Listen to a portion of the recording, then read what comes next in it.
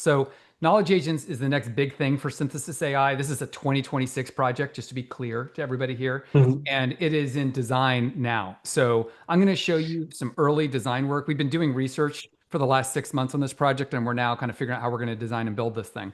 So I want to show you kind of the use cases and what we're going after. So back to what's an agent, right? It combines reasoning, knowledge, context, and tools. And so here's an example. So you could build in Synthesis a marketing research assistant. So what that would let you do is find firm approved positioning language and project intelligence, drawing from the boilerplate library and project directory. So what's kind of unique here, right, is you're specifying what you want it to do, kind of a job description, as well as you're grounding it in a subset of your firm's knowledge. It might be just the boilerplate library and the project directory. Um, in the design for knowledge agents and synthesis, you could also have these starter queries, like you see here, to both explain to somebody how they might use this agent, but also they can click on them and actually use them. If they're common questions or common queries or common tasks, you can just streamline that process for folks. So behind the scenes of this marketing research assistant, you've got a job description. So you're telling it what it's there to do.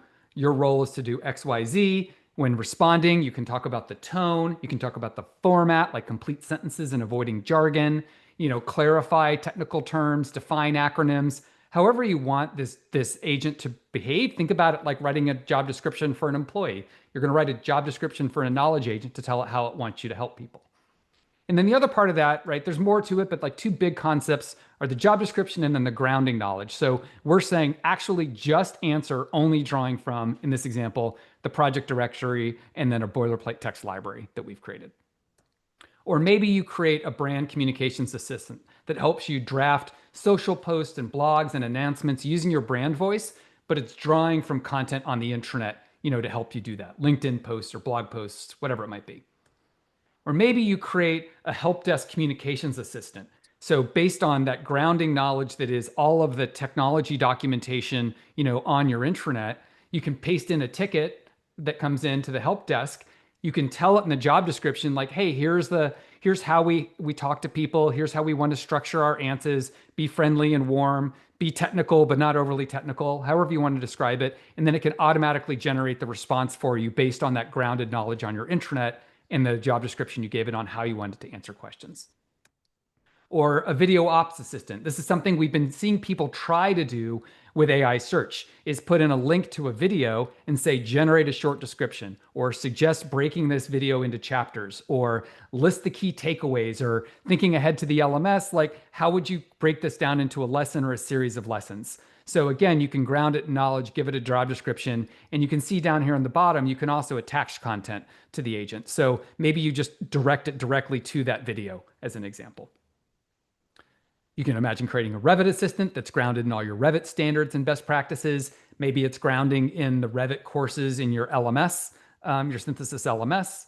And then this is an example of the starter prompts. Like these might be things that you actually just want people to come here and click, right? Because they're like common questions and you're trying to like put them in their path.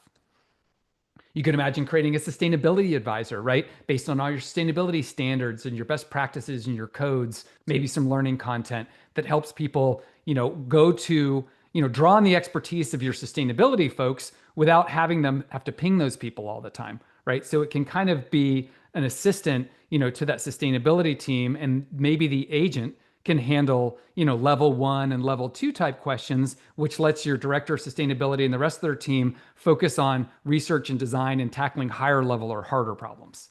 And also the sustainability advisor, the knowledge agent, would be available 24/7, right? Doesn't need to take PTO, doesn't go on break. So it's available to help people when they need it. And lastly, one of these examples have come from just talking through clients for this year and trying to like watch what people are doing with AI search that we think could be made even to the next level by constraining a subset of knowledge and letting you configure those job descriptions, right? So these have emerged organically through feedback in the community. This one we kind of like because it's an idea of a seasonal agent.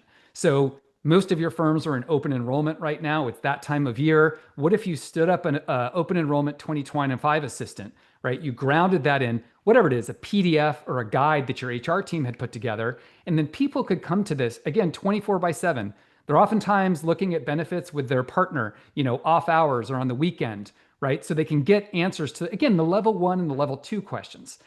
maybe in the job description, you actually instruct this to be verbatim, right? You don't want it getting creative or kind of writing kind of these summaries. You actually want it citing directly from the open enrollment material. So again, you're able to tune and kind of like craft these agents to the specific use case that you're trying to solve. And I say seasonal agent because you could stand this up for open enrollment in 2025 and then either delete it or just kind of disable it for the rest of the year. And then when 2026 comes around, maybe you need to update the job description. You obviously want to update the grounding knowledge, but then people can use it again in open enrollment 2026. So this is something, as I mentioned, we're actively working on in design. This is a great time if you guys have feedback or questions about this to send them in. And yeah, we really appreciate that.